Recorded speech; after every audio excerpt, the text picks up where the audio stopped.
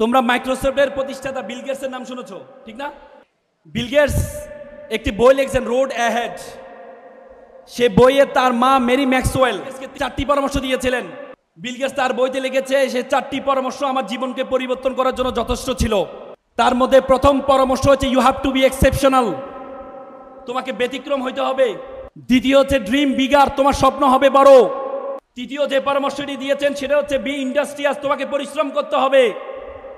চতুর্থ যে পরামর্শটি দিয়েছেন রিড বুক, প্রচুর বই পড়তে হবে। বি এক্সেপশনাল, তোমরা এখানে যারা আছো আগে বলো তো নলেজ ইজ পাওয়ার, এখন বলে knowledge is powerless without skill. দক্ষতাবিহীন নলেজের কোনো ভ্যালু নেই।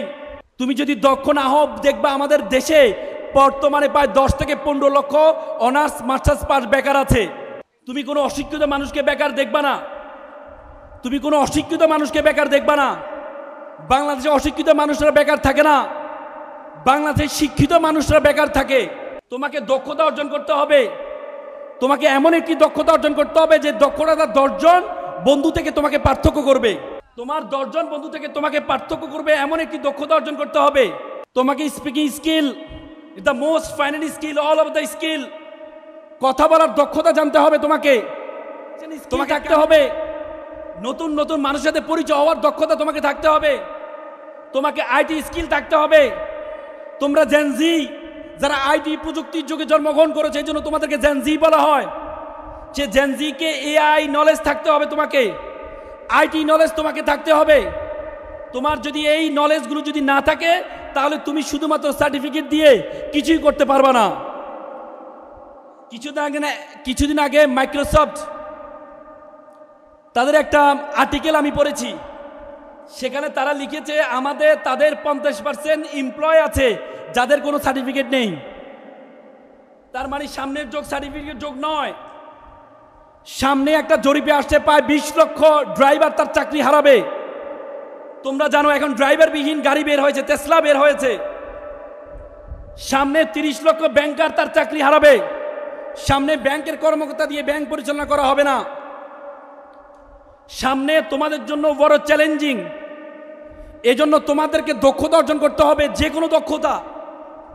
যে দক্ষতা তুমি অর্জন করবা সেই দক্ষতা তুমি সেরা হইতে হবে। তোমাকে যে দক্ষতাটা তুমি অর্জন করতে হবে সেই দক্ষতা টপ 1 হইতে হবে। যদি তুমি দক্ষতা অর্জন না করো তাহলে তুমি পিছপা হয়ে যাবা। দ্বিতীয় যে কথাটি বলেছেন ড্রিম বিগার, তোমার স্বপ্ন হবে বড়।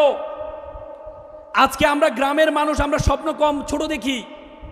আমাদের পায়ের মধ্যে একটা শিকল লাগানো। একবার একটা বাবা ছেলেকে নিয়ে চিড়িয়াখানা গেল। চিড়িয়াখানা যাওয়ার পর বাবা ছেলে দেখলো চিড়িয়াখানায় বড় বড় হাতি, তার পায়ে চিকন শিকল লাগানো আছে। ছোট ছোট হাতি, তার পায়ে চিকন শিকল লাগানো আছে। ছোট ছোট হাতিগুলো শিকলটা ছেড়ার চেষ্টা করছে, আর বড় হাতি স্তব্ধ হয়ে দাঁড়িয়ে আছে। তো ছেলে বাবাকে জিজ্ঞেস, আচ্ছা বাবা বলো তো, এই যে বড় বড় হাতিগুলো, এই হাতিগুলো শিকলটা টান দিলে তো শিকলটা ছিঁড়ে যায়, কিন্তু তারা দাঁড়িয়ে আছে কেন? তখন বাবা বলো ঠিক আছে আমি একটু কেয়ারটেকারকে জিজ্ঞেস করি। পরে কেয়ারটেকারকে জিজ্ঞেস করা হলো, আচ্ছা বলেন তো ছোট ছোট হাতিগুলো শিকলটা ছেড়ার চেষ্টা করছে আর বড় হাতিটা স্তব্ধ হয়ে দাঁড়িয়ে আছে, কারণ কি? তখন বলল যে বড় হাতিগুলো যখন ছোট ছিল তাদের পায়ে শিকলটা লাগানো হয়েছিল, তখন ছোট ছোট হাতির মতো তারা ছেঁড়ার চেষ্টা করেছে কিন্তু তারা ছেড়তে পারেনি। তখন তাদের মাথায় সেট হয়ে আছে, যেহেতু আমি তখন ছিঁড়তে পারিনি, এখনো আমার দ্বারা এটা ছেঁড়া সম্ভব না। তোমরা যারা এখানে আছো, তোমাদের বোন চেষ্টা করেছে ঢাকা বিশ্ববিদ্যালয়ে ভর্তি হওয়ার জন্য, ঢাকা মেডিকেলে ভর্তি হওয়ার জন্য, বুয়েটে ভর্তি হওয়ার জন্য, জগন্নাথ বিশ্ববিদ্যালয়ে ভর্তি হওয়ার জন্য, কিন্তু তারা পারে নাই। তোমার মাথার মধ্যে সেট হয়েছে তারা যেহেতু পারে নাই, সুতরাং আমরাও পারবো না, আমাদের দ্বারা হবে না। তোমাকে স্বপ্ন দেখতে হবে বড়, স্বপ্ন দেখতে হবে বড়। স্বপ্ন যখন দেখবা তখন পিছনের দিকে তাকাবা না। 1935 সাল শ্রীলঙ্কার একজন বস্তির ছেলে, তার নাম হচ্ছে রানা। রানা একবার একটা চা দোকানে বসে আছেন, তখন চা দোকানে মুরব্বীরা আলোচনা করছেন আমাদের দেশটা রসাতলে গেল শুধুমাত্র ভালো নেতৃত্বের অভাবে। যদি আমাদের প্রেসিডেন্টটা ভালো হতো তাহলে আমাদের দেশটা সুন্দর হতো। তখন রানা তার মাথায় ঢুকলো যে আমাদের দেশকে যদি রক্ষা করতে হয় তাহলে আমাকে প্রেসিডেন্ট হইতে হবে। তখন তার বাবা ছিল না, সে গিয়ে তার মাকে বলে, মা, তার বাবা ছিল না, সে গিয়ে তার মামার কাছে থাকতো। মামাকে গিয়ে বলে, মামা আমি প্রেসিডেন্ট হতে চাই। মামা বলো তুমি যদি প্রেসিডেন্ট হতে চাও তাহলে তোমাকে পড়াশোনা করতে হবে, পড়াশোনা করা ছাড়া তুমি প্রেসিডেন্ট হতে পারবে না। বলে তাহলে আমাকে কি করতে হবে? বলে তাহলে তোমাকে স্কুলে ভর্তি হতে হবে। তখন তার হোস্টেল মিশনারি স্কুল ছিল, সে খ্রিস্টান মিশনারি স্কুলে সে গেল, গিয়ে বলে স্যার আমি ভর্তি হতে চাই। বলে তোমার নাম কি? বলে আমার নাম রানা সিংহে। বললো যে আমাদের একটা খ্রিস্টান মিশনারি স্কুল, এখানে শুধু খ্রিস্টান শিক্ষার্থীরা পড়বে, তুমি তো ভর্তি হতে পারবে না, তুমি তো বৌদ্ধ। বলে না স্যার আমাকে ভর্তি হতে। বলে তুমি কেন ভর্তি হতে চাও? বলে স্যার আমি শ্রীলঙ্কার প্রেসিডেন্ট হতে চাই। তখন তার আগ্রহের কারণে পরবর্তী তাকে ভর্তি নেয়। ভর্তি নেওয়ার পর রানা এমনভাবে পড়াশোনা করেছে, পরবর্তী স্কুলে ফার্স্ট হয়েছে, কলম্বো বিশ্ববিদ্যালয়ে পড়েছে, কলম্বো বিশ্ববিদ্যালয়ে ফার্স্ট হয়েছে, অক্সফোর্ডে পড়েছে, অক্সফোর্ডে ফার্স্ট হয়েছে।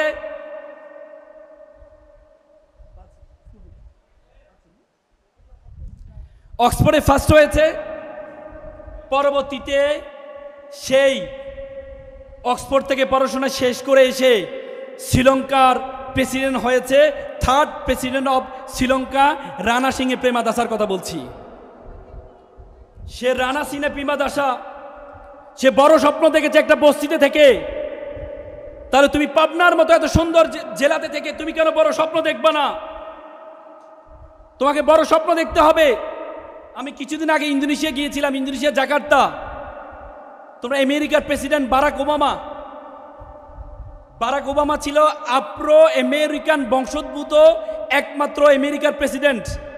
45 বছর বয়সে প্রেসিডেন্ট হয়েছে।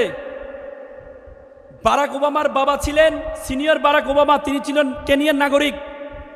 তিনি স্কলারশিপে আমেরিকা, হাওয়াই দ্বীপপুঞ্জ, প্রশান্ত মহাসাগরের একটা দ্বীপপুঞ্জ হাওয়াই, হুনুলুলু রাজধানী, সেটা তখন প্রদেশ ছিল না, সর্বশেষ প্রদেশ হয়েছে হাওয়াই, 50তম প্রদেশ।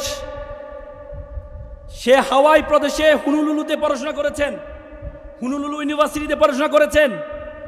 সেখানে তার বারাক ওবামা মায়ের সাথে দেখা হয়, মায়ের সাথে বিবাহ হয়। পরবর্তীতে বারাক ওবামা হয় 2 বছরের মাথায় বারাক ওবামা মা জানতে পারলো যে তার আগে কেনিয়াতে তার একটা বউ আছে, পরে তাকে ডিভোর্স দিয়ে দেয়। ডিভোর্স দেওয়ার পর বারাক ওবামার মা পরে এক ইন্দোনেশিয়ান ছেলেকে বিয়ে করে ইন্দোনেশিয়া চলে আসে। ইন্দোনেশিয়া আসার পরে ইন্দোনেশিয়ার জাকার্তা এসকে একটা স্কুল আছে, সেই স্কুলে ভর্তি করা বারাক ওবামাকে। প্রথম দিন স্কুলের শিক্ষক বলল, তোমরা তোমাদের স্বপ্নটা লেখো, সবচেয়ে বড় স্বপ্নটা লিখো, কারণ মানুষ তার স্বপ্নের আয়তন যত বড়, মানুষের স্বপ্ন তত বড়, তুমি স্বপ্নটা লিখো। বারাক ওবামা তার স্কুলের ম্যাডামকে জিজ্ঞেস করলেন, ম্যাডাম পৃথিবীর সবচেয়ে ক্ষমতাবান ব্যক্তি কে বর্তমানে? তিনি বলে পৃথিবীর সবচেয়ে ক্ষমতাবান ব্যক্তি হচ্ছে আমেরিকার প্রেসিডেন্ট।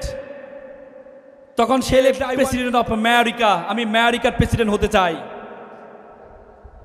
পরবর্তীতে আমেরিকার প্রেসিডেন্ট হওয়ার জন্য সে যা কিছু ছিল প্রত্যেকটি কাজ করেছে। সে জানে রাজনীতিবিদ হওয়ার জন্য লিগ্যাল প্রফেশন লাগবে, সেজন্য ল প্রফেশনে ভর্তি হয়েছে, আইনজীবী হয়েছে, মেয়র হয়েছে, পরবর্তী আমেরিকার প্রেসিডেন্ট হয়েছে। বারাক ওবামা যদি পারে, রানা সিংহে প্রেমাদাসা যদি পারে, তাহলে তোমরা কেন পারবা না? তোমাদেরকে বড় স্বপ্ন দেখতে হবে। তৃতীয়, বি ইন্ডাস্ট্রিয়াস, তোমাকে পরিশ্রম করতে হবে। ও মনে রাখবা, পরিশ্রম, তার পরিশ্রমকে কখনো খালি হাতে ফেরায় না। একবার একজন বৃদ্ধ মহিলা একটা কলস নিয়ে যাচ্ছে, পানি থেকে পানি নিয়ে তার যে শাড়ির যে আঁচল দিয়ে পানিটাকে মুড়িয়ে নিয়ে যাচ্ছে। একটা ছেলে ভাবছে, ইস